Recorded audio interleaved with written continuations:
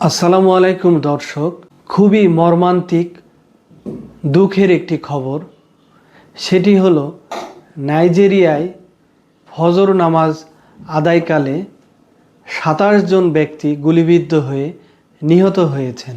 বন্ধুরা, গত মঙ্গলবার মালমফাসি এলাকার প্রত্যন্ত মান্তাউ গ্রামে ফজর নামাজ আদায়ের জন্য জড়ো হচ্ছিলেন মানুষেরা এবং মসজিদে যান ফজর নামাজ আদায়ের জন্য, এবং সেখানে সশস্ত্র দস্যুরা হঠাৎ করে হামলা চালায় এবং সেখানে গুলিবর্ষণ করে এবং গুলিবিদ্ধ হয়ে সেখানে 27 জন নিহত হয়েছেন এবং আরও বহু মানুষ আহত হয়েছেন। খুবই মর্মান্তিক ঘটনা বন্ধুরা। এই খবরটি নাইজেরিয়ার গ্রাম প্রধান ও স্বাস্থ্য মন্ত্রণালয়ের এক কর্মকর্তার বরাত দিয়ে প্রকাশ করেছে সংবাদ মাধ্যম আল জাজিরা।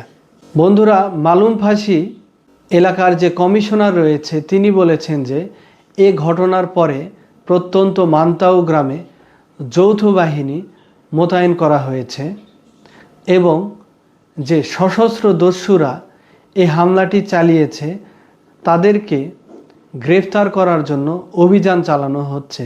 এখন পর্যন্ত কোনো সশস্ত্র সংগঠন এই হামলার দায় স্বীকার করেনি।